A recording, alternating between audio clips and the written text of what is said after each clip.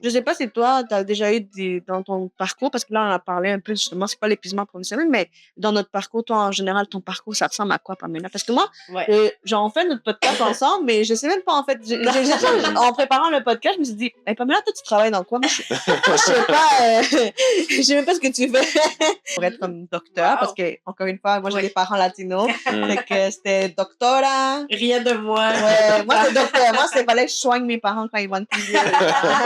J'avais cette pression-là déjà. Là, c'est comme, tu vas être notre docteur à la famille. Je suis comme, OK. Bonjour, señorita. Bonjour, señoritas. Alors, aujourd'hui, c'est notre épisode numéro 3 et on est 1, 2 et 3. C'est la première fois qu'on reçoit un invité et c'est Michele Bayoko. Bonjour. Notre ami qu'on connaît depuis l'Espagne, parce qu'on a fait un échange étudiant en Espagne. Mais comme vous le savez, aujourd'hui, on va parler d'épuisement professionnel, de burn-out. On va parler d'épuisement professionnel, mais aussi de notre parcours aussi. Fait que ça va expliquer aussi de comment on l'a rencontré, parce que on a fait un échange étudiant. Les trois, ça donne, hein? C'est drôle qu'on a fait un échange étudiant. Ça fait quand même plusieurs années quand j'y pense. C'est vrai. Combien d'années est-ce que vous vous en rappelez? Non. Je ne pourrais pas faire le calcul. Attendez, c'était en 2017. Donc, on approche les 10 ans, là. Oh mon Dieu! OK, là, ça fait 11 ans. Ça, c'est le côté señorita. Okay, Señora. Le côté señora. C'est un peu traumatisant, mais oui, c'est ça. Fait que c'est notre ami, que ça fait quand même presque 10 ans c'est vrai. qu'on est amis. Et, mais c'est ça, mais il fait aussi autre chose. Mais avant tout ça, on va expliquer qu'est-ce qu'on fait ici. Oui, juste pour donner un petit peu de contexte sur notre endroit. Donc, aujourd'hui, on a choisi cette location parce que, en fait, on voulait un peu clore le chapitre. Donc, on a commencé le premier épisode où je déménageais. Et là, j'ai finalement déménagé. Dans le deuxième, je vous disais que ça venait de se passer. Donc, probablement, j'avais encore plein de boîtes chez moi. Là, je suis installée, c'est bon, tout est déballé, ou presque. Donc, on voulait quand même comme un peu clore ça, puis vous donner un update en même temps. Puis, ça fait un petit setting cozy aussi parce qu'il fait froid. Commence à faire froid. Là, on a un petit logo on voulait vous présenter qui est trop cool.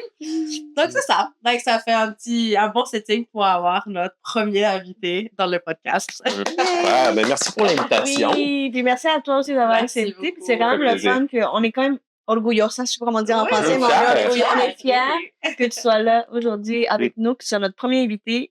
Parce que c'est pas parce que c'est notre ami puis qu'on veut vraiment ça. Oui, ça aussi, mais c'est surtout parce que moi, en tout cas, je suis vraiment passionnée puis je suis vraiment intéressée dans ce que tu fais. Puis c'est quoi exactement que tu fais exactement? Oui, ce que je fais, donc en ce moment, je suis aux études encore. Je fais des études au doctorat. Donc, je fais un doctorat en psychologie du travail et des organisations.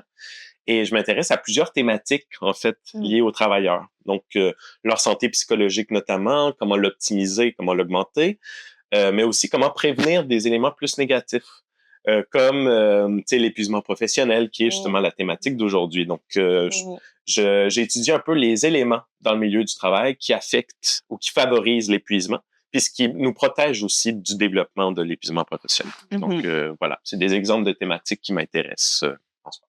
C'est super intéressant. Oui, vraiment intéressant. Puis là, on l'a déjà dit, mais je vais quand même le redire parce que c'est vraiment le fun de pouvoir t'avoir comme invité pour ça, parce que je pense que t'es la meilleure personne dans mon entourage, en tout cas, que je connais, qu'on peut parler de ça. Puis je pense qu'on n'en parle pas assez de justement prendre soin de nous, mais aussi comme savoir les petites alertes, là, les petites red flags, du burn-out, puis voilà, de notre parcours. Parce qu'on est focus sur bien performer, mais bien performer, qu'est-ce que ça veut dire? Exact. Puis l'épuisement professionnel, ben, ça peut nuire à cette performance-là. Souvent, quand les gens développent l'épuisement, ben, ça les empêche, en fait, d'être 100% là au travail, de pouvoir finalement faire leurs tâches habituelles. Puis même, ça les affecte plutôt dans d'autres sphères de vie, même la sphère personnelle. Souvent, l'épuisement, ça fait des ravages, ça l'affecte au-delà de juste le travail. Donc, effectivement, c'est lié à la productivité en soi. Ouais. Mais sinon, toi, comment tu as commencé ton parcours professionnel? Comment tu es arrivé à faire des être dans la psycho? Bonne question. Qu'est-ce qui m'a amené à vouloir étudier la psycho? Quand même. Oui, quand même. C'est un gros projet. Je me vois un peu comme un travailleur autonome là, qui se lance dans un projet et tout, dans mon entreprise, dans une certaine mesure. Ma thèse et mon entreprise, dans une certaine mesure, où je dois la bâtir de zéro, dans une certaine mesure, puis l'amener à être déposé à l'université. Ça peut être vu un peu comme ça. Donc, qu'est-ce qui m'a amené là? Ben, j'ai zigzagué, disons, beaucoup dans mon parcours professionnel en soi. Donc, mais en soi, c'est que je m'intéresse à l'être humain, un peu ses comportements, puis ce qui m'a amené à faire des études en psychologie. Puis après, on dirait que j'ai réalisé que la psychologie, c'était pas suffisant, dans le sens que c'était très centré sur l'individuel, puis j'ai voulu m'intéresser aux aspects plus sociaux. Donc, un peu, puis le burn-out, c'est un peu ça aussi, c'est que le burn-out et l'épuisement professionnel, c'est pas la cause de ce phénomène-là, c'est pas l'individu en soi. C'est vraiment le contexte dans lequel il évolue, dans lequel il grandit, il se développe. Et donc, c'est ça qui m'a amené aussi à vouloir faire une maîtrise dans un domaine un peu plus sociologique. Puis c'est là où je me suis dit, OK, ce qui m'intéresse, c'est l'individu dans un contexte et qui tient compte, en fait, d'autres aspects que juste le psychologique, donc le sociologique, le politique. Et donc, comment tenir compte, finalement, d'un contexte bien complet pour comprendre la situation psychologique d'un individu. Donc, c'est tout ça. Ouais. Donc, t'as pris comme une note lentille de... Oui, exact. T'as zoom out un petit peu là-dessus. Exactement, Ce qui m'a amené à vouloir m'intéresser à la psychologie du travail spécifiquement. Ça, c'est vraiment une particularité de ce type de psychologie-là, c'est que ça voit l'individu dans un contexte, dans une équipe de travail, dans une organisation, dans une culture organisationnelle.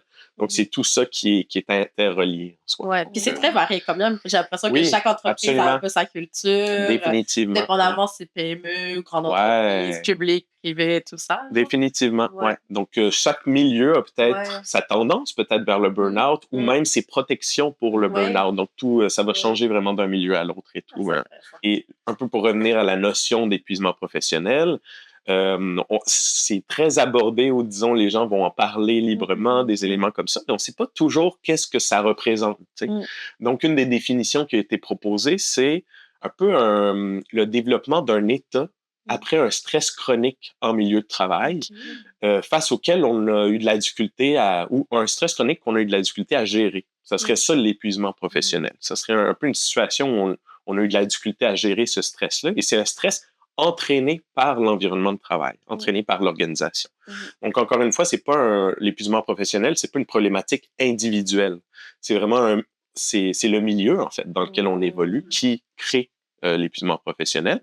Des fois, il y a des facteurs individuels qui peuvent interagir en soi. Ce que ça veut dire, c'est qu'il y a des éléments de notre personne qui pourraient augmenter la probabilité qu'on développe un stress professionnel ou un épuisement professionnel, mais c'est pas suffisant. C'est pas juste les aspects individuels qui amènent à cet épuisement professionnel. Donc ça, c'est important de se centrer sur cette définition-là, de s'entendre sur c'est quoi. Et il y a des études qui mettent en évidence, puis ça, on peut le partager, si vous voulez, à vos auditeurs. Là. Il y a une étude qui met en évidence qu'une personne sur 4, un Canadien sur 4 vivrait de l'épuisement professionnel souvent, voire toujours en milieu de travail. Sur 4, ça veut dire que un Canadien sur 4. Si on était 4, là, en ce moment, il y en a un de nous. En fait, serait à travers le Canada. Puis d'après vous, combien de personnes en ce moment, dans notre trois, est-ce que ça marche dans les statistiques? Genre, parce que moi, je pense Est-ce que c'est représentatif? Est-ce que notre groupe est représentatif? Je suis déjà un peu dans le burn-out. C'est pas toi, Pamela? Non, j'en ai fait un, je pense que c'est assez. Je pense que je regarde une petite Jeanne. Oui, c'est ça. Mais toi, est-ce que tu en as fait? Étant donné que tu as été là-dedans, parce que souvent, je trouve qu'on est dans les métiers mal chaussés. On va dire, moi, je suis designer, mais j'ai pas de logo, tu sais. Les cordonniers mal chaussés. Exact. Est-ce que toi, tu sens des fois que... C'est une bonne question. J'ai déjà été dans une période où je sentais un peu plus d'épuisement émotionnel. En fait, un autre aspect aussi qui est important avec l'épuisement professionnel, ça aurait 3 caractéristiques. Donc, d'abord, un peu l'épuisement émotionnel, l'épuisement physique qu'on peut ressentir. Qui est finalement le fait de se sentir un peu vidé de son énergie, de ne plus avoir envie finalement d'aller au travail, de ne plus avoir envie de faire ses activités en soi. Il y a aussi le retrait du travail, un peu créer une genre de distance avec le travail. C'est un peu une manière qu'on va gérer le fait de se sentir trop épuisé qui peut avoir lieu. Et aussi une perte d'efficacité professionnelle. Ça veut dire quoi? Ça veut dire avoir l'impression que nos efforts ils portent plus fruit en milieu de travail. C'est comme si on roule, mais ça mène pas à grand-chose. On n'avance pas. On n'a pas l'impression que nos projets arrivent à là où on voulait que ça arrive. Comme dans les une certaine mesure. Dans une certaine mesure. Puis on sent qu'on n'est plus aussi productif qu'avant. Donc, toutes ces dimensions-là sont souvent couvertes dans l'épuisement professionnel. Quand on est en épuisement professionnel, on coche souvent ces 3 cases-là en soi. Puis après, j'imagine qu'il y a différents contextes qui nous mènent à cet épuisement-là. L'épuisement professionnel, il y a certains facteurs dans les organisations qui augmentent ça. On parle notamment de charge au travail. Si on a une charge démesurée beaucoup trop de dossiers à traiter en même temps, une pression de temps, devoir gérer ça rapidement puis remettre des livrables rapidement, tout ça peut accentuer l'épuisement.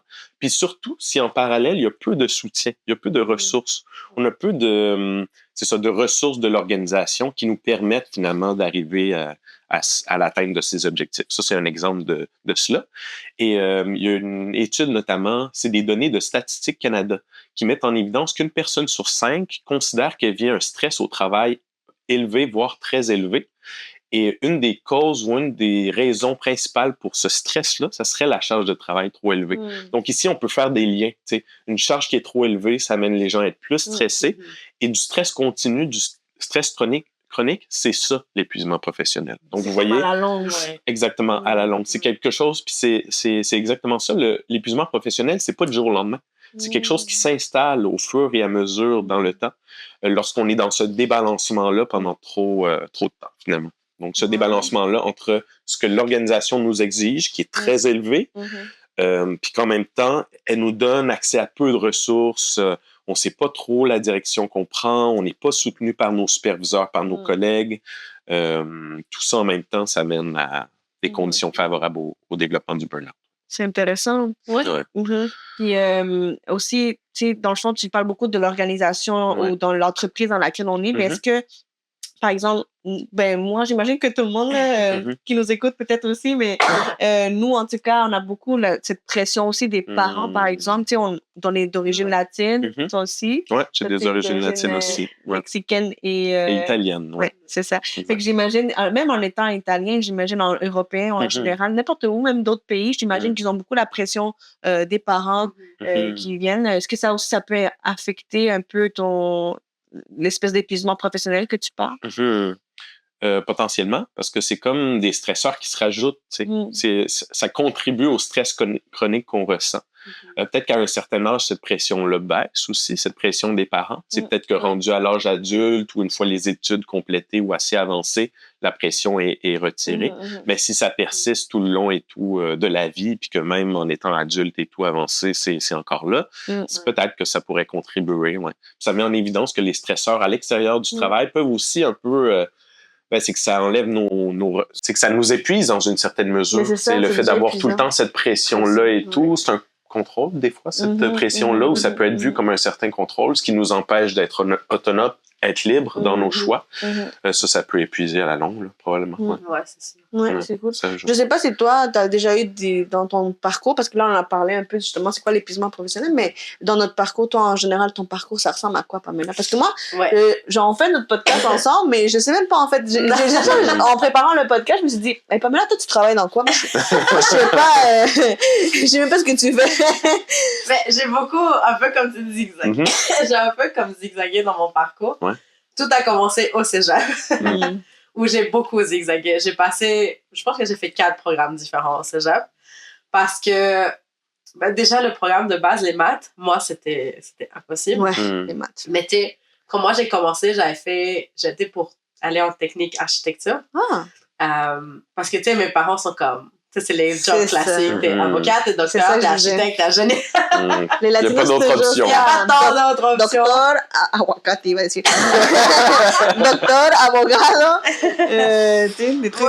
Donc, c'est les classiques. Ingénieur, oh my God. Puis là, j'étais comme, tu sais quoi, on va faire technique en architecture et tout ça. Wow. Mais moi, nulle en maths, genre, c'était impossible. Moi, ça me stressait, justement, parce que j'étais horrible. Puis, il n'y avait rien à faire, tu sais, je faisais des cours extra, je prenais plus de temps avec mes camarades de classe et tout, il n'y avait rien à faire. Donc là, c'est là, j'ai changé vraiment souvent. Puis après, justement là, j'ai commencé l'université, donc j'ai fait un bac en fait en gestion internationale. Puis ça, tu sais, c'est comme le dernier cours, la dernière session, le dernier programme de cégep en fait qui m'a fait comme réaliser que j'aimais plus ça, gestion internationale, business et tout ça.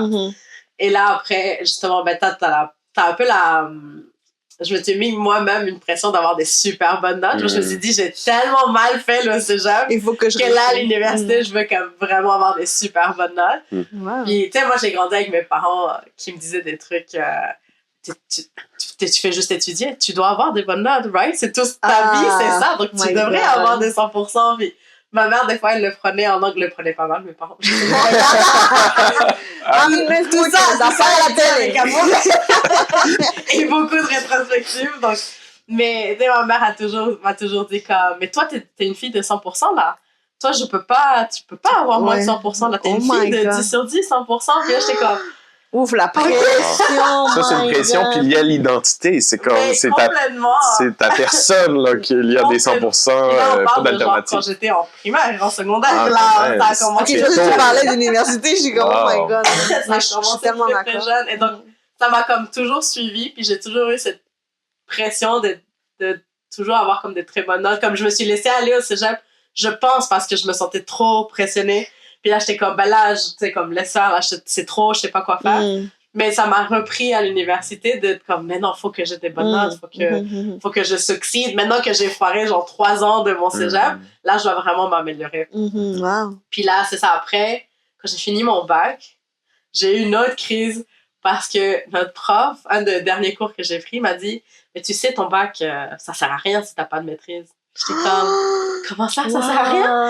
Moi, je suis en train de me casser, genre, la tête là-dessus, puis tu me dis que ça sert. Puis comme, non, vous allez pas avoir de très bonnes jobs si vous faites pas, genre, une maîtrise minimum, genre. Puis j'étais comme, what?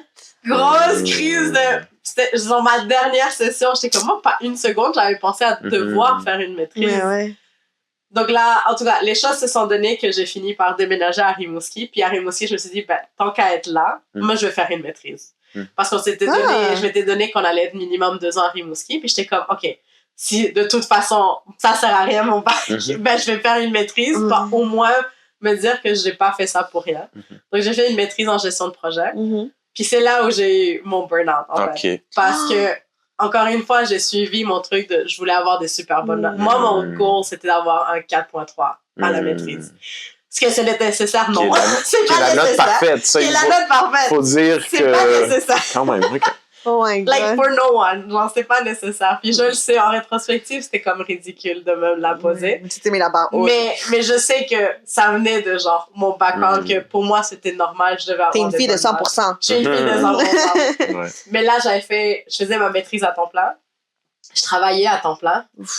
Puis à un moment donné, j'ai pris un stage de genre peut-être 10 heures par semaine et tout ça. J'ai tellement crash après tout ça. Mais c'est sûr. Je veux dire, j'ai fini ma maîtrise je pense que j'étais à 3.97. Mais quand même, good job. Mais je veux dire, c'est pas facile une maîtrise à la base, là. J'ai pleuré des semaines parce que j'étais super déçue parce que j'étais comme, comment ça, j'avais pas eu un 4.0. T'étais déçue. Genre, moi, je l'ai donné à 100%. Puis là, j'étais hyper déçue, mais j'étais comme, whatever, we move on. Mais c'est ça, après, comme, en plus, c'était ma première job, comme, officielle sur ce que j'étudiais. Donc là, j'avais la pression de mettre comme, de me donner, comme, tout, genre, en gestion de projet. Mais là, c'était super dur parce que c'était gestion de projet IT. Puis, moi, j'ai pas eu des très bonnes expériences avec mes boss. Puis lui, en particulier, je me rappelle parce que un mois, quand j'ai commencé, mon premier mois, il savait que j'étudiais en même temps et tout ça, genre. Il me disait... Ça, c'est pour le stage, hein? Non, ça, c'est ma job. Ah, la job, OK, en soi. J'étudiais en même temps que... Tu sais, on m'a pris quand même. Ils ont dit, tu fais ta maîtrise en gestion de projet, mais c'est correct, on va te prendre comme chargé de projet aussi. Puis tu vas commencer petit à petit et tout ça. Donc, j'étais comme, OK, moi, ça me va. Mais quand il m'a pris, je pense que le premier mois, il m'a dit, bon, toi, Pamela, je m'attends à une courbe d'apprentissage de même. Wow. Puis il est comme, toi, à 3 mois, je veux que tu sois, genre, autonome. Je veux que tu sois, genre, à tes affaires. Je veux que tu connaisses tes projets au bout de la main. Puis là, j'étais comme, OK. Premier job. J'étais comme, aïe, aïe, aïe, OK, je m'attendais pas. Tu sais, parce que j'étais comme, s'ils savent que j'étudie à temps plein, le minimum qu'ils peuvent faire, c'est comme, regarde, on va t'accompagner dans ta première job. C'est ça. On va t'aider, tout ça. Puis tu sais, j'avais quand même une équipe qui m'aidait, genre, mais comme chacun avait ses projets, tu sais, ça se regroupait pas plus que ça. Mais d'avoir un boss qui me dit ça dans ma première job, puis là, je me sens que j'ai des trucs à prouver, genre, je suis comme, oh non, qu'est-ce que je vais faire? Et là, ça a été un stress de justement, comme, essayer de genre performer à 100% au travail, puis essayer de performer à la maîtrise. Puis là, c'était horrible. J'étais d'une fatigue. Puis comme tu disais, tu sais, ça touche les autres sphères. J'étais hyper irritable. Je veux dire, moi, avec mon ex-mari quand on était ensemble. Là, on n'était pas encore mariés, mais c'était stressant. Genre, moi, j'étais hyper irritable avec lui. Puis, tu sais, c'était pas juste pour lui aussi parce que, si j'étudie pas, je travaillais. Si je travaillais pas, j'étudiais. Donc, c'était dur, honnêtement. Même en termes de relations, c'était très difficile. Puis, des fois, il y a eu des moments où... mais tu sais, je sais pas si toi, t'as eu comme le burn-out de genre être stressé au point que tout t'irrite dans ta vie, genre.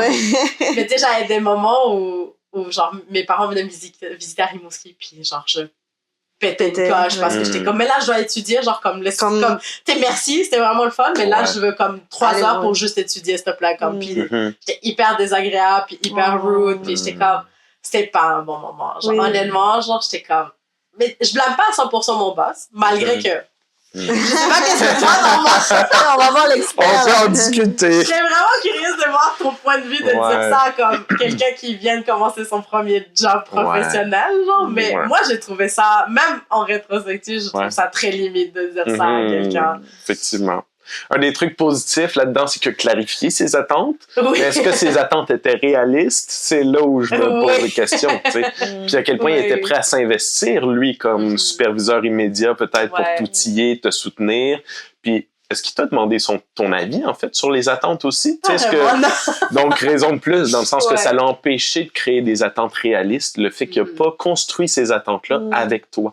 Puis un des trucs qu'il faisait aussi, c'est que, par exemple, là, j'ai eu la chance avec mes autres anciens boss qui étaient très... ils se préoccupaient de notre santé et tout ça. Mais eux, c'était plus dans l'optique de... même si t'étais malade, je devais aller au bureau. Même si je me sentais pas bien, je devais quand même aller travailler puis je devais avancer mes projets, tout ça. Donc, c'était pas super... c'était pas un environnement où je pouvais me dire comme être vulnérable puis être comme tu sais physiquement je me sens pas bien là il faut vraiment que je prenne une journée off ou comme par exemple quand on faisait des suivis de projet ben tu sais c'est des suivis où j'avais l'impression que c'était plus pour m'observer puis plus pour critiquer que pour dire comme ben tu sais comment on peut t'aider tu sais des fois il y avait des moments où c'était comme comment on peut t'aider à avancer tes projets mais la plupart du temps, c'était plus comme, mais pourquoi t'as pas fait ça? Pourquoi t'as pas fait ci? Puis là, ça me rajoutait un stress de comme, et la job, et ces meetings-là où j'étais comme, mais là, il faut que je fasse attention avec qu'est-ce que je dis, qu'est-ce que je fais, avoir des explications. Donc, c'était très stressant quand même, comme environnement. Puis ça en rajoute, j'ai l'impression, tu sais, dans le sens que tu avais tes tâches à réaliser à la base. Puis en plus de ça, tu devais anticiper de comment ça va se passer, il faut que je surveille mes mots, tout ça. Puis en parallèle, est-ce qu'il te soutenait, tu sais, j'entends qu'il te soutenait parfois, mais il y avait un débalancement, j'ai l'impression, en tout cas de la manière que tu le décris et tout, entre ce qui donnait un peu comme ce que tu ressentais comme pression au travail et les ressources qui te donnaient accès aussi pour bien le réaliser. Tu sais. Mais complètement. Il y avait un gros débalancement parce que tu sais, je pense que c'était pré-COVID, donc il y avait moins l'aspect PAE. Tu sais, dans beaucoup de trucs, maintenant, ils font les programmes d'aide aux employés. Exact. C'était pas... Je sais même pas si ça existait, et si oui, c'était vraiment pas comme utilisé, ou on t'encourageait pas à l'utiliser comme programme. C'est dommage quand même. C'est vraiment dommage, puis... Parce que honnêtement, je pense que j'aurais pu avoir... En bénéficier. Oui, j'aurais pu vraiment en bénéficier, parce que tu sais, même juste le travail en soi... Malgré que c'était ma première job, donc je sais pas si ça c'est un truc aussi, mais j'étais très mal à l'aise dans ma première job d'aller parler à quelqu'un pour dire tu sais mon boss ça va pas bien. Puis, je pense que j'aurais eu un stress aussi de m'ouvrir par rapport à ça. Puis c'est intéressant ça ici. J'entends un tabou. Un tabou sur le sujet de comme je vais moins bien, j'ai peut-être besoin d'aide, j'aurais besoin d'une ressource, tu sais, des éléments comme ça. Puis ça fait juste empirer, je pense, la situation d'épuisement. Versus un milieu de travail où on se dit non, ici, on veut en parler. On veut vous donner des pauses aux besoins. On veut vous écouter à savoir comment vous vous sentez au travail. Si ça va moins bien, vous donner la flexibilité, la liberté de rentrer à la maison pour quelques jours. Puis de revenir plus énergisé par la suite. Donc, c'est toute une culture organisationnelle qui vous empêchait, en fait, de vous ressourcer, en fait, puis de recharger vos batteries. Oui. Et le pire, c'est que je pense qu'en plus, ils savaient, tu vois, que j'étais en études à temps plein. Puis ils étaient conscients. Ils étaient conscients des autres. Et je comprends que pour eux, ils se lavaient un petit peu les mains là-dessus parce qu'ils étaient comme, ça, c'est pas mon problème. Toi, t'es venu ici à travailler à temps plein. Ce que tu fais après, tes autres stress, tes autres obligations, c'est pas vraiment mon problème.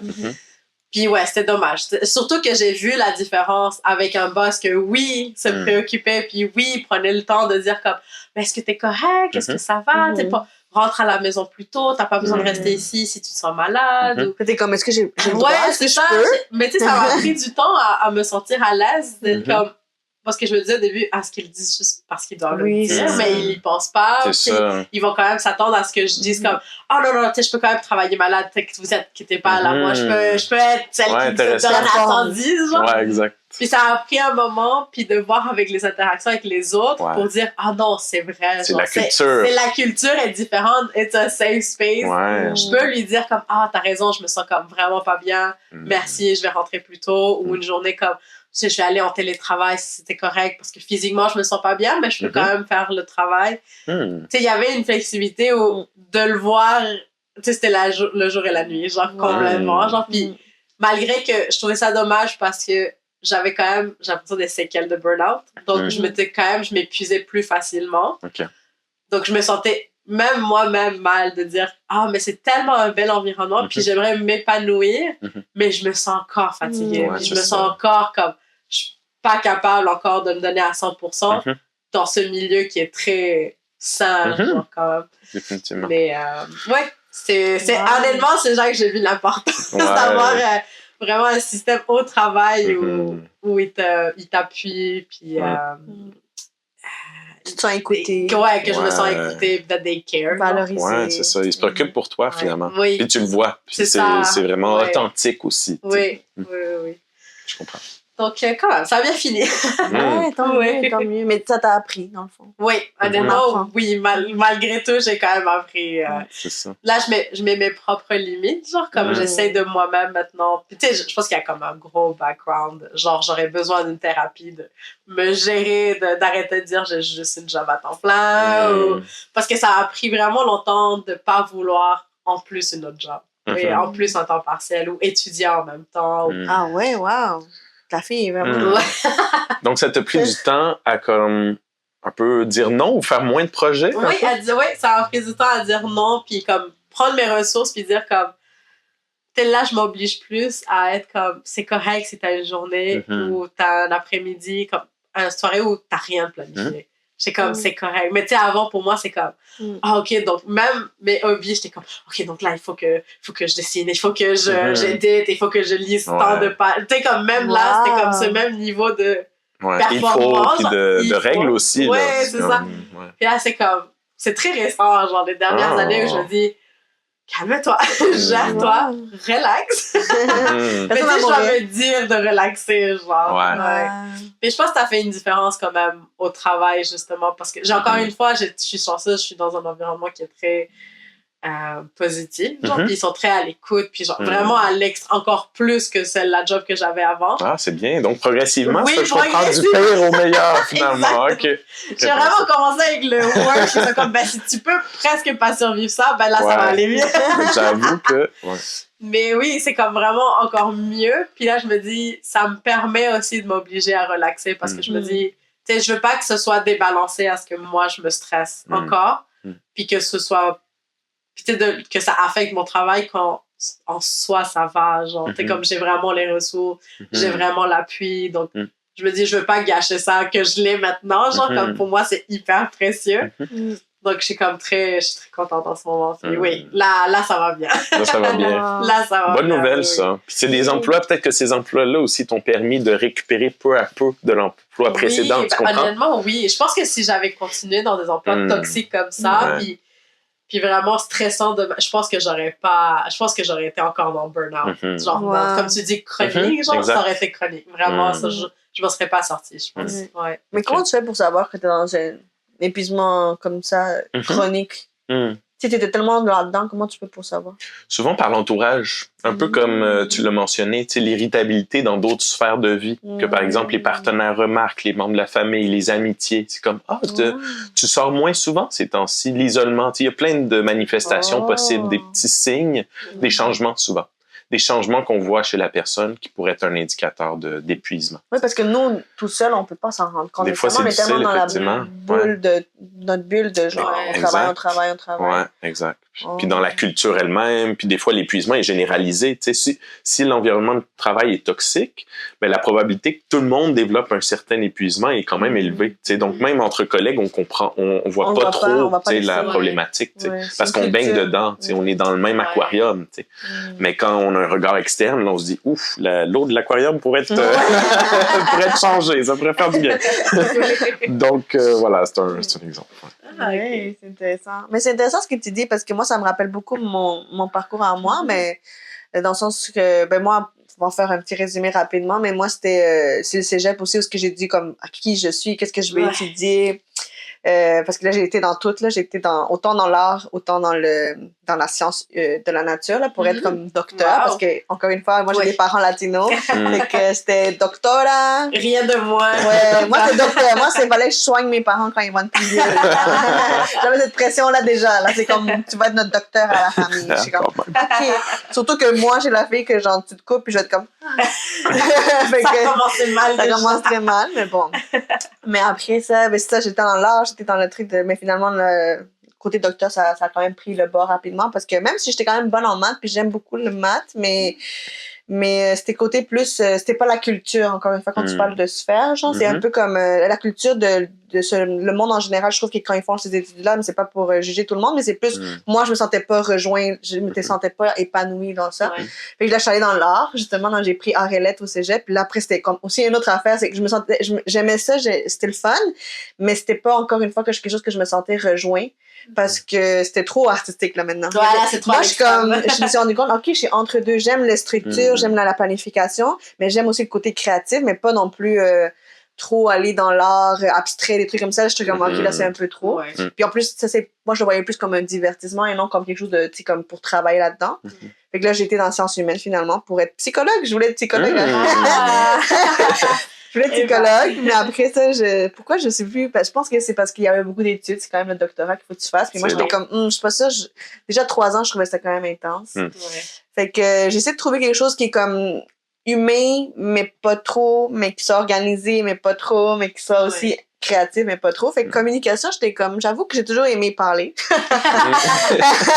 J'aime parler. Fait que j'étais comme communication à l'université, ouais, ça me dit de quoi. Puis en plus, c'était quand même assez ouvert, communication. Je veux dire, à l'université, tu peux faire communication, tu sais, plus télé, communication plus cinéma. Tu sais, il y a beaucoup de sphères en communication. Journalisme, des trucs comme ça. Puis comme en prenant un peu des cours de peu partout à l'université en première année, c'est là que j'ai fait comme, je pense que j'ai vraiment une attraction vers tout ce qui est réseaux sociaux, tu sais, newsletters, tu sais, ça, créer du contenu, mais aussi promouvoir les trucs. Puis un de nos premiers trucs que j'avais appris à l'université que j'ai vraiment aimé dans ce cours de communication-là, c'était le message. Tu sais, quand quelqu'un parle, puis t'as un message comment la manière qu'il t'a interprété le message, comment tu essaies de justement enlever tout le bruit autour d'un message pour arriver à comprendre bien ce que la personne veut dire. Fait que ça m'a comme fait, ok, wow, c'est que quand tu vois quelque chose ou quand tu entends quelque chose, c'est pas nécessairement ce que l'autre personne a en tête. Tu sais, par exemple, elle avait donné un exemple que c'était comme, par exemple, dire chien. Là, tout le monde va avoir un chien différent dans sa tête. Personne n'a le même chien dans sa tête. Fait que là, l'idée de la communication, c'est d'arriver à que tout le monde ait la même image. Puis comment tu fais ça? C'est par exemple, je dis un chien brun avec des taches dans une ferme. Puis là, on a tout à peu près la même image. Pas pareil, mais c'est beaucoup plus similaire. Fait que c'est là que j'ai fait comme, c'est comme un peu psycho, dans le sens qu'on veut essayer de comprendre l'autre et à l'écoute. Mais c'est aussi un peu de la côté visuel, puis comment arriver à faire une image, ou comment avec une image on peut dire un message, tu sais. Fait qu'en tout cas, c'est là que je me suis retrouvée. Et là, maintenant, après, j'ai fini mon parcours en faisant un cours en design graphique. Et là, je me suis vraiment trouvée parce que communication, c'est le fun, mais c'est très beaucoup rédactionnel, beaucoup dans ta tête, beaucoup dans l'ordi. Graphic design aussi, mais c'est le côté créatif, des couleurs, des logos, que j'aime beaucoup faire. Puis ça rejoint vraiment ce que j'aime faire. Mais tout ça pour dire qu'après l'avoir fini l'université, mon premier job, c'était en communication. J'ai eu de la difficulté à trouver du travail.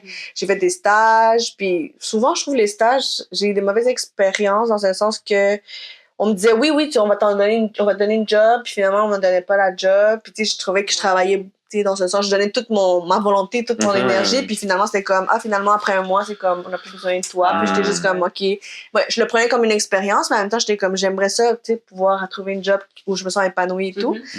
Puis après, j'ai trouvé une job, mais le problème, c'est que c'était pendant la COVID, fait que c'était quand même un contexte quand même spécial, je dirais. Fait que mon premier rapport avec ce travail-là, c'était beaucoup en télétravail. Fait que ça, c'est pas optimal parce que tu sais pas c'est quoi la culture de l'emploi. Puis c'est beaucoup de courriels. Des fois, c'est froid. Des fois, c'est... Tu sais, j'ai la difficulté à comprendre qu'est-ce qu'il veut exactement. Tu sais, c'est pas un appel téléphonique, c'est un courriel. Fait que c'est dur à comprendre. Est-ce que là, il est agressif avec moi? Est-ce que là, il est gentil? Est-ce que là, il m'a pas dit de smiley? Est-ce que je dois le prendre personnel? Tu sais, c'est comme plein de trucs comme ça. Ouais. Ça nuit à la communication, comme souvent le fait de manquer un peu des indices, contexte. Des signaux. Oui, puis comment je fais? Par où je commence? Là, je suis toute seule dans ma maison, en train de travailler dans un nouveau emploi que je connais pas, la moitié des choses. Moi, je pense que c'est ça qui aide pas. Quand tu commences et déjà tu connais personne, donc tu connais pas les personnalités. C'est ça. Tu n'as pas déjà construit une relation que tu dis, c'est correct, on se parle, on sait comment on se parle. Exact. C'est dur. Ouais, il y a moins de repères. C'était comme ma vraie première job, c'était quand même stressant parce que comme toi, j'avais le côté performance. Moi, encore une fois, j'ai les parents latinos, fait que c'était comme des 100% tout le temps. Là, un moins, puis c'était comme à moins comment ça, genre non, ça c'était intense là. Fait que là de pouvoir justement d'avoir ce travail-là, fait que j'étais comme OK, il faut que je performe dès le début. Puis en plus, j'étais comme, je veux garder cette job. C'est une job que je veux garder, fait que c'est comme, faut que tu performes depuis le début pour montrer de quoi t'es capable. Mais après, c'est ça, je savais pas c'était quoi la culture, je savais pas c'est comment qu'ils travaillaient. Ce qui est drôle, puis ça va sûrement vous dire quelque chose, mais quand j'ai commencé, je me rappelle que j'étais full motivée, j'avais full d'énergie, je suis allée au travail, comme, à un moment donné, on avait une réunion au bureau, fait que ça a aidé, mais tu sais, je me rappelle, ils m'ont donné une liste de tâches. Puis j'ai fait toute la liste de tâches en une seule journée. Puis là, je me rappelle que quelqu'un m'avait dit, va falloir que tu... C'était pas le boss, là, mais c'était quelqu'un avec qui je travaillais dans mon département. Puis il m'a dit, va falloir que tu prennes ça beaucoup plus relax parce que ça sert à rien d'aller trop vite. Je sais pas comment expliquer, mais c'est comme s'il me disait, c'est comme, t'es trop rapide, t'es mieux de te calmer. Puis j'étais comme, ben là...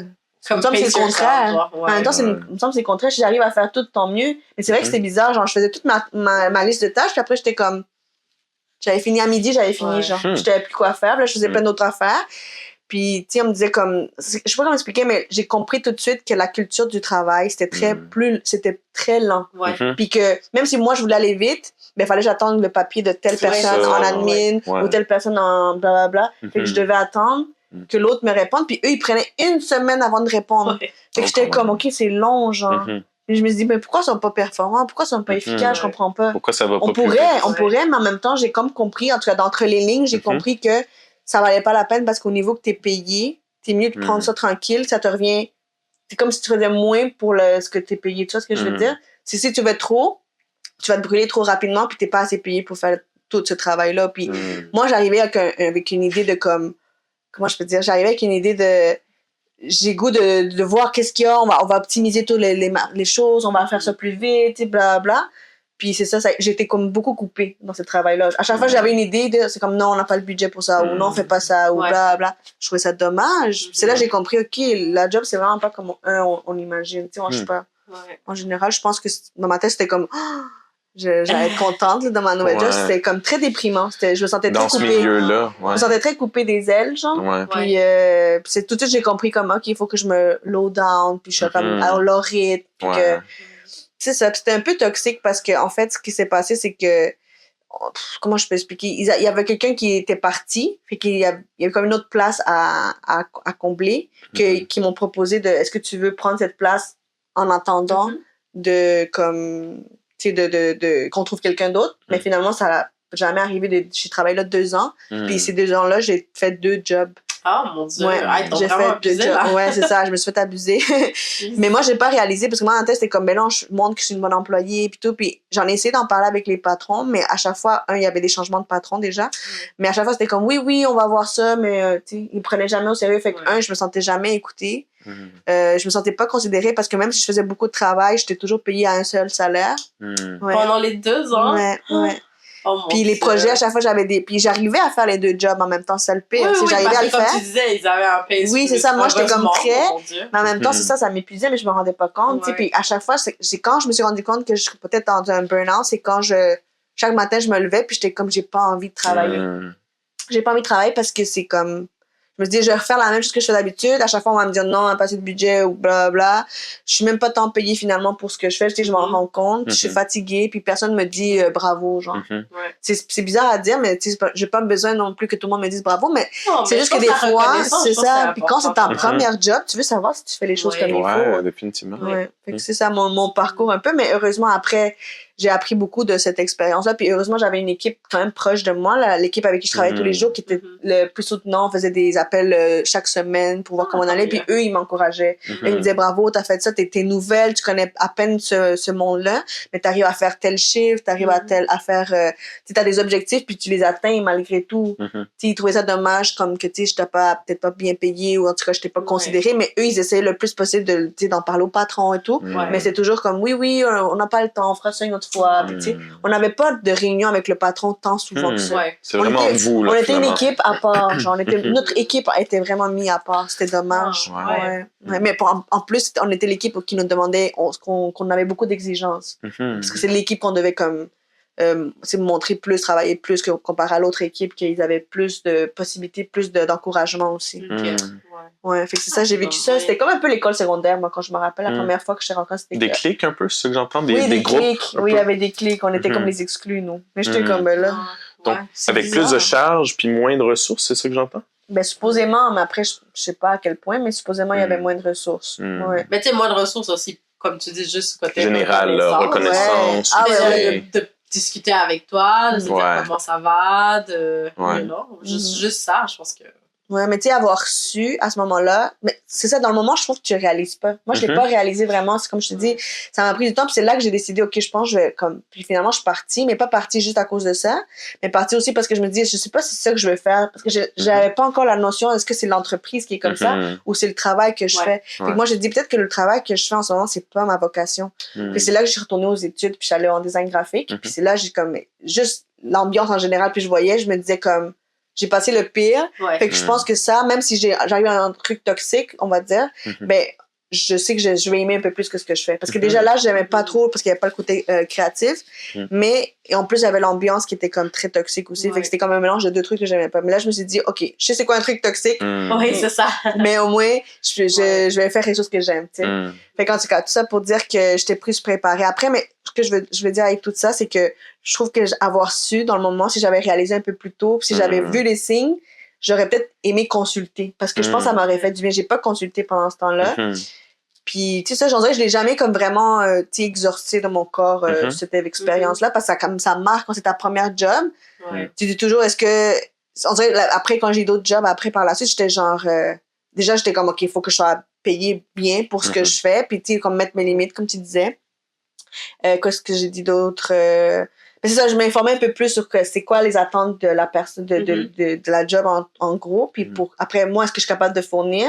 Puis moi, je savais que j'étais capable de fournir, mais est-ce que ils allaient me payer bien comparé à ce que je suis capable de donner? Tu sais, montrer aussi ce que je suis capable de faire. En tout cas, tout ça, c'était un processus de comme, OK, me valoriser comme personne, parce que là, je trouve que je n'étais pas valorisée du tout, mais je devais me valoriser moi-même. C'est ça. Puis après ça, c'est ça, être bien aussi dans ce que je fais, dans ce que je fais, c'est ça. Fait que c'était comme tout un processus, mais je trouve que ça a été beaucoup plus simple et beaucoup plus rapide, puis me rendre beaucoup plus compte si j'avais quelqu'un d'externe une thérapie, là, qui m'aurait dit genre, ah, OK, t'as vécu ça, mais tu sais, on va faire ça, puis Mais en fait, je sais pas comment ça marche en thérapie dans ce genre de choses, là, mais t'as-tu une idée? C'est quoi le processus à ce moment-là? On va dire, moi, je suis en burn-out, qu'est-ce que tu fais quoi?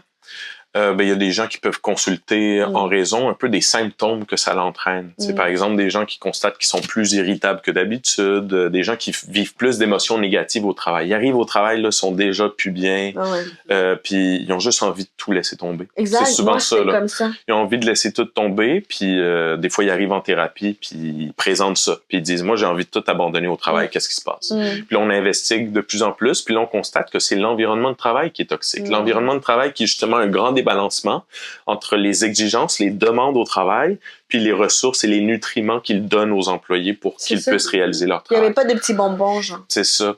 Puis, tu sais, les bonbons, il y en a plein de types. Des fois, tu sais, j'ai l'impression qu'il y avait quelques bonbons dans les relations interpersonnelles, avec notamment mon équipe, là. Exactement. Si c'était pas pour mon équipe, moi, je pense que j'aurais quitté, en train de pleurer, genre.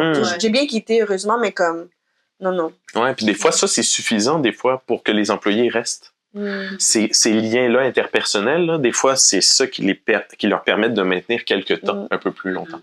Mais s'il n'y a pas tout le reste, souvent, les gens quittent. Ouais. Les gens quittent, puis ça vient avec des coûts pour l'organisation. Tu sais, les organisations oublient ça. Ils oublient qu'en créant des climats toxiques, ils perdent leurs bons employés. Ouais. Ils perdent le potentiel, en fait, de ces personnes-là. Donc, il y a tout un changement qui doit avoir lieu. Puis oui, pour la thérapie, je pense que c'est une bonne manière d'avoir un regard externe, mais il y a ça aussi, c'est que la thérapie, ça l'aide l'individu lui-même. Donc, ça l'aide l'individu à développer des ressources peut-être personnelles individuelles pour comme mieux faire face au stress. Mais ça, c'est pas suffisant souvent. Ça changera pas. Ça changera pas l'environnement de travail, exactement, puis le quotidien. Tu sais. Et donc, l'idéal, c'est d'agir aux deux niveaux. Donc, autant dans l'organisation où on change peut-être la charge de travail, on la répartit un peu plus. On pense au rôle, aux tâches de chacun. Est-ce qu'ils sont bien organisés? Est-ce qu'il y a des gens qui font des tâches qui leur semblent inutiles puis qui servent à rien dans l'organisation? Comment optimiser tout ça? Puis en parallèle, est-ce qu'on donne les nutriments à nos employés? Est-ce qu'on leur donne une autonomie au travail? Est-ce qu'on leur donne l'occasion de connecter avec leurs collègues? Est-ce qu'on leur donne des rétroactions qui sont utiles, constructives, au lieu de juste leur présenter des reproches puis des erreurs dans leur travail? Donc, c'est tout un changement d'approche qu'il faut faire au niveau organisationnel. Puis au niveau individuel, ben, juste les ressourcer en termes de, OK, est-ce qu'on peut développer la confiance que la personne a, sa capacité à surmonter le stress, à des fois se recentrer sur sa respiration, puis essayer de se gérer soi-même quand on sent qu'on n'a pas le contrôle sur notre environnement. Mais je pense que est pas suffisant, dans le sens qu'il faut agir vraiment aux deux niveaux. Ensemble. Ouais, mais après, c'est difficile, je pense, en tant qu'employé, de dire, par exemple, à l'employeur, aller trouver des ressources. Après, comment ça se fait dans ce temps-là? Oui, mais là, il y a un grand changement. Là. Puis là, on est vraiment timé parce que pendant le mois d'octobre, les organisations ont maintenant l'obligation d'évaluer les risques psychosociaux en milieu de travail. C'est quoi ça? C'est des risques qui contribuent à l'épuisement. Donc, c'est toutes on parle de charge de travail, soutien. Les organisations doivent maintenant les évaluer périodiquement à l'interne, puis s'assurer que c'est à des niveaux raisonnables pour la santé psychologique de leurs employés. Donc, en gros, il y a là, il y a des changements systématiques, là, puis ça, c'est au niveau québécois. Donc, à travers la province du Québec, qu'il y aura ces changements-là. Et donc, ça, c'est un peu... c'est par la loi, en fait, par ce domaine-là, en fait, que les organisations là, se mobilisent puis disent « là, on peut plus laisser passer ça. Là, on doit l'évaluer, on doit être conscient de ça. » Souvent, les organisations sont pas conscientes de tous ces facteurs-là qui contribuent à l'épuisement. Puis là, ils sont obligés, en fait, de s'y pencher puis de dire « ici, peut-être que la charge de travail est problématique. La reconnaissance est manquante. Le soutien est manquant. » Donc, ça va les amener à se mobiliser. C'est quoi qu'ils se font des évaluations par eux-mêmes à chaque mois, c'est ça? Oui, ils doivent prouver qu'ils l'évaluent. Pas nécessairement à chaque mois, mais qu'ils l'évaluent à l'interne, qu'ils identifient, puis qu'ils sont capables de prévenir aussi ces risques psychosociaux après coup. C'est fou, ça. Ouais. Donc, tout ça, ça va changer la donne et tout. Donc, il y a espoir. Dans les milieux de travail, là, il y a espoir que les choses s'améliorent. Et ça, de manière très... pressante, là. C'est vraiment... c'est vraiment cool. Moi, je savais pas ça. La loi 27, pour ceux qui veulent s'informer, la loi 27 sur les risques psychosociaux. On va mettre le lien. Alors, on n'est pas les seuls à avoir des questions. On a aussi des questions de vous, le public, qu'on a reçues. On peut les écouter pour justement, pour Mikélé, pour plus les répondre. Donc, voici la première question de Kevin.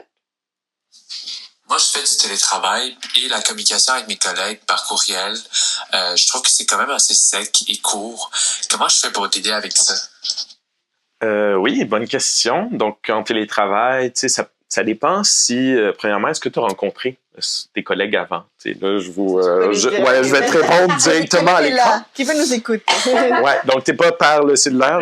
Je vais te parler par ici, je m'excuse. Donc, Kevin, première chose, c'est aussi savoir si tu as eu l'opportunité d'échanger avec tes collègues en personne, en fait, puis souligner peut-être ton envie de les rencontrer, au moins pour commencer à créer des liens interpersonnels comme en vrai, pour connaître leur personnalité, puis arriver à voir si ce que tu interprètes en ligne et dans tes échanges en ligne, arriver à nuancer, en fait. ces échanges que tu as en ligne. Peut-être que tu vas découvrir que certaines personnes sont de manière générale plus directes, mais tout aussi sympathiques et collaboratrices avec toi. T'sais, c'est peut-être pas contre toi que ces manières de formuler les messages sont dédiées. Donc ça pourrait être bien. Donc d'échanger avec eux dans d'autres contextes en vrai. Donc un autre élément à rajouter, en fait, c'est un peu tenir compte du contexte de ces messages-là. Si, par exemple, tu constates que c'est constamment ça, c'est peut-être une caractéristique des échanges, tu sais, et c'est peut-être comme ça, finalement, à l'interne. Mais n'hésite pas à changer, toi, ton approche. Dans le sens que si, par exemple, toi, tu commences à mettre des emojis ou tu commences à montrer un peu plus d'émotion dans les messages, peut-être que les gens vont aussi suivre la donne, puis vont voir que c'est des informations et des indices de plus dans le message qui rendent des fois les échanges plus cordiaux ou plus le fun, finalement, au milieu de travail. Donc, n'hésite pas à y mettre un peu de comment tu voudrais avoir des échanges avec ces personnes-là et à quoi ça pourrait avoir de l'air, dans une certaine mesure, puis contribuer à ça. Puis des fois, sans le savoir, ça change la dynamique en soi. Donc, voilà, ça serait ma réponse. Cool. Puis, excuse-moi. OK, donc là, on a une deuxième question de Alex. Ouais. La question, c'est comment on peut apprendre à mettre ses limites pour conserver un équilibre personnel et professionnel sain, sans avoir peur d'avoir l'air, je sais pas assez impliqué dans l'entreprise, ou bien sans avoir peur de perdre des clients littéralement. Là. Okay. Donc, comment on peut mettre ses limites pour que ça reste sain, tout ça, puis comment on peut détecter peut-être des red flags. Je dirais qu'il y a plusieurs éléments ici à soulever. Première chose, pour mettre ses limites, je pense que c'est important de se connaître comme personne, comme travailleur.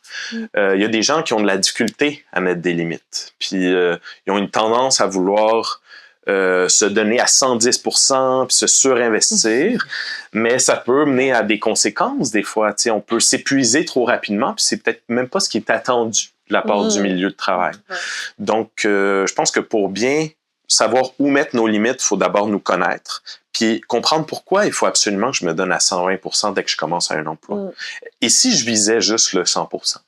Si je visais le 90%, même le 90%, et si je pensais plus à une perspective un peu de durabilité de mes efforts, m'assurer que je vais au moins pouvoir faire mon marathon plutôt que vouloir me donner à 110% et tout, puis augmenter le risque, peut-être que je m'épuise trop rapidement.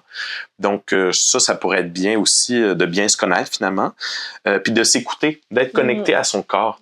Quand on se sent fatigué, ça c'est d'ailleurs quelque chose que les organisations doivent aussi promouvoir, mais promouvoir les pauses, promouvoir le repos, promouvoir le détachement psychologique, être capable d'arrêter de penser au travail, être capable de se déconnecter du travail parfois, ça c'est très bénéfique pour la santé psychologique et c'est très bénéfique pour prévenir l'épuisement. Donc, essayez d'avoir cette tendance-là à vouloir prendre soin de soi et se donner des pauses, ça c'est super important. Mais pour ça, il faut être à l'écoute de notre fatigue. Il faut être à l'écoute de je suis rendu où là, à mon niveau de batterie? Est-ce que là, je suis assez bas puis c'est mieux d'arrêter ma journée de travail peut-être ou de baisser le rythme à cette heure-ci parce que je suis plus concentré? Ça peut être un truc. Et là, j'aperçois une image qui peut vraiment représenter ce que les employés peuvent faire. Puis elle se retrouve juste là. Donc, on montrera ça à l'écran et tout, là. Mais c'est prendre ce temps-là, parfois, où on fait juste se poser, juste rien faire. Tu sais, là, je fais plus référence à après le travail. Là. Je m'attends pas à ce que pendant votre journée de travail, vous vous étendiez puis que vous fassiez rien. C'est mon psychologue qui l'a dit, rien faire. Mais en même temps, des fois, c'est important. Les pauses pendant la journée de travail sont essentielles pour recommencer. Tu sais, une marche. Pause du dîner, par exemple. La pause du dîner, prenez-la. C'est essentiel, c'est important. Puis des fois, c'est une manière de nous imposer nos limites, même si l'organisation va, elle, vouloir que tu répondes à des courriels pendant l'heure du dîner, des trucs comme ça. Tu sais, je dis pas d'aller à l'encontre de ce que l'organisation dit, mais c'est important, comme personne, d'être à l'écoute de notre fatigue puis de s'accorder des pauses lorsque nécessaire. C'est un peu ça mon message. C'est intéressant. Très intéressant. Je pense que c'est vrai que c'est des petites actions qu'on peut faire de notre propre... qu'on a le pouvoir de pouvoir changer et de se rendre compte. Et juste en se rendant compte, on peut comme faire « Hey, wow! » là. Voici la troisième question, qui est aussi de Kevin, donc on va l'entendre.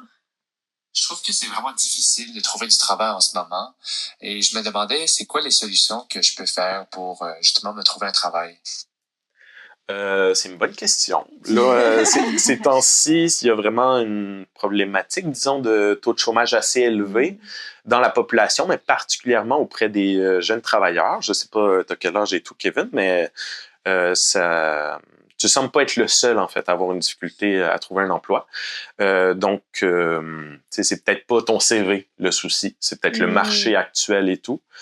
Je pense qu'à ce stade-ci, c'est important de connaître aussi le milieu dans lequel tu es en train d'appliquer, comprendre peut-être qu'est-ce qui est plus en demande dans le secteur dans lequel tu te spécialises, mais en soi, pas perdre espoir parce qu'il y a aussi des changements de tendance sur le marché du travail qui peuvent être assez rapides. Il y a quelques années, on parlait de pénurie de main-d'œuvre, puis là, on est dans un taux de chômage assez élevé. Donc, en gros, la situation pourrait changer quand même du tout au tout prochainement. Donc, c'est ça, courage dans tes recherches actuelles. Oui, pour vrai, puis c'est vraiment pas facile. Moi, j'ai été longtemps en recherche de travail aussi après l'école. Quand j'ai fini mon cours de... Tu sais, moi, j'avais fait de l'université, j'ai travaillé 2 ans dans ma carrière, puis après ça, j'ai repris les études, puis moi, je me suis dit, j'ai mon certificat en design, j'ai trouvé du job live, direct. C'était pas le cas du tout. C'était très difficile de trouver du travail, puis c'est là que je me suis dit comme, OK, mais avant de tout ça, ce que je voulais dire, c'est plus comme... C'est dur. C'est dur. Moi, le monde me disait, oh my god, t'es en recherche de travail, comme bon courage. Puis je dis, pourquoi le monde me dit ça? Je suis comme, je veux trouver une job, là. Je suis comme, j'ai eu un bac, je viens de faire des études pour performer encore plus. Pourquoi on va pas me prendre? Mais après, j'ai pogné un mur, puis il y a un peu, on parle de burn-out, mais il y a un peu aussi le côté de quand t'as pas de travail. C'est peut-être pas un burn-out, mais c'est un genre de dépression, non? Quand tu trouves pas de travail, c'est quand même difficile, je trouve. Non, je sais pas comment ça. Mais t'as quand même un stress, genre, justement. Parce que tu t'es non-stop en train de chercher tout le temps, en train de te remettre en question. Tu fais des entrevues, des fois, t'as même pas de retour. C'est ça. Ouais, ça peut te mettre dans un état, finalement, où tu perds espoir dans le futur, où tu te sens impuissante. Tout ça, ça peut ressembler à des symptômes de dépression, là. Donc, ça pourrait se développer, tu sais. Donc, demandez de l'aide, là. Si vous voyez des symptômes comme ça, là, c'est peut-être qu'il y a d'autres trucs aussi qui vont pas bien dans la vie, tu sais, en soi. Donc, puis démotivez-vous pas. Je sais que c'est pas facile. Là, moi, j'ai trouvé du travail, mais d'une autre façon, parce que moi, maintenant, je me suis lancée à mon propre compte. Ça, c'est une option d'ailleurs. Ouais, c'est ça. Puis pour vrai, j'encourage beaucoup le monde, peut-être pas à faire leur propre compte, mais de pas lâcher prise, puis de continuer à te motiver, puis trouver ce qu'on veut vraiment faire. Puis c'est ça qui va nous démarquer, en fait. C'est ça qui va nous mettre un peu plus aussi à l'œil du marché, justement, parce qu'on dirait que, comme moi, j'ai beaucoup eu plus de demandes une fois que j'ai dit, OK, tu sais quoi, je vais me trouver ma propre job. J'ai eu beaucoup plus de contrats de cette façon-là, puis des mondes qui m'ont engagé que si moi, je fais chercher derrière le monde. En cherchant derrière le monde, ils sont comme, OK, mais t'as fait quoi? T'as pas d'expérience? C'est vrai que quand tu commences, t'as pas d'expérience, c'est normal. Mais là, en faisant ta propre expérience par toi-même, puis en allant ce que tu aimes vraiment, on dirait que tu découvres aussi en même temps, tu fais ton expérience, puis d'un coup, le monde vient te voir parce que finalement, t'as l'expérience, tu sais ce que tu veux, t'es expert, on va dire. Tu vois plus en action, justement. Oui, c'est ça. Fait que c'est ne pas lâcher prise, continuer à postuler, continuer à mettre votre portfolio, whatever, mais aussi travailler on the side sur ce que vous voulez vraiment, parce que je trouve qu'on sort de l'école, on peut faire tellement de choses. Je veux dire, on a été formé, on sait ce qu'on veut, on est capable de faire, mais qu'est-ce qu'on aime faire, qu'est-ce qu'on veut faire, ça c'est autre chose, puis je pense que c'est essentiel pour être heureux au travail. Absolument. Merci Mikélie pour d'être venue. Merci à vous, c'est gentil. Merci pour l'invitation. Non, c'était super intéressant. Honnêtement, comme premier invité. Oui, c'est gentil, merci, j'apprécie. Merci. Oui, puis pour vrai, c'est ça, on est vraiment content que tu sois notre premier invité aussi aujourd'hui, qu'on a pu, c'est notre dynamique déjà à toi. C'est spécial, c'est le fun. Puis, c'est le moment, c'est ton moment de briller maintenant. Tu peux shout-out, dire. On peut te trouver. Comment on peut te suivre? C'est quoi les projets que tu as dans le futur? Ou tes projets dans le présent? C'est ton moment. Je vous invite à me suivre sur LinkedIn. Donc, on peut partager le lien. On va mettre le lien en description. Puis, je veux parler davantage des sujets de santé psychologique en milieu de travail, puis diffuser, puis vulgariser aussi ces notions-là. Donc, n'hésitez pas à rester rester à l'affût de ce que je fais, en fait. Et pour les prochains projets, prochain projet important, c'est finir ma thèse. Là, c'est comme j'arrive à la fin, donc là, j'avance. Félicitations quand même parce que c'est un gros truc. C'est de longue haleine. Ouais, définitivement. Donc, on lâche pas, on continue. Puis les prochains projets, c'est poursuivre là-dedans, puis me développer en santé psychologique, puis outiller les individus et les organisations à aller mieux, finalement, en milieu de travail. Et dans la vie en général. Donc, voilà. Il y a beaucoup de trucs qui sont même pour toi aussi. Tu vas faire des articles, je pense. Tu m'avais dit je voudrais faire des articles de blog. Voilà, des articles de blog. Pour vulgariser un peu. Fait que abonnez-vous à son LinkedIn, allez voir son LinkedIn. On va le mettre tout en lien en description. Puis vous allez pouvoir lire ses prochains articles de blog qui va sortir parce que j'ai l'impression que ça va être super, super intéressant parce que tu connais vraiment ton domaine, puis tu as les ressources aussi, tu sais, les sources, les liens qu'on peut aller voir, s'informer davantage. Fait que si vous êtes passionné de ça aussi, en tout cas, vous voulez avoir un peu de feedback par rapport à ça, ça va être vraiment le fun de pouvoir te suivre. Et sinon, je pense, est-ce que tu avais comme préparé quelque chose comme pour les ressources, justement pour les personnes qui puissent aller consulter des liens, des articles ou des, je sais pas, des trucs? En fait, toutes les statistiques que j'ai données aujourd'hui, je peux vous donner les références pour ça, pour que vous alliez retrouver les informations. Puis même des ressources individuelles, si vous voulez, un peu il y a des outils notamment pour s'aider au travail. Tu sais. L'organisation a sa responsabilité pour finalement favoriser notre santé psychologique, mais comme individu, on a aussi un peu de contrôle. Tu sais. Puis il y a des ressources, il y a des outils qu'on peut utiliser pour aller mieux. Des fois, nous, personnellement, au travail. Donc, je vous partagerai ça. C'est qu'il va nous partager ça, puis on va le mettre aussi en lien en description. Fait que c'est ça. Voilà. Tu as quelque chose à dire, ça? Non, Donc, merci beaucoup pour avoir regardé l'épisode. J'espère que vous avez aimé notre épisode avec notre première invitée. N'inquiétez pas, on aura plein d'autres. Puis c'est ça. Likez, subscribe, donnez un petit commentaire si vous avez aimé. Si vous avez des questions, quoi que ce soit, rappelez-vous de suivre Michele pour quand. Je pense que ça va être super intéressant de vulgariser toute notre information. Je pense que ça va vraiment ouvrir les yeux à beaucoup de personnes. Donc, c'est ça. Donnez un petit pouce, un petit like, suivez-nous sur Spotify aussi. Puis, on se voit au prochain épisode. Bye bye!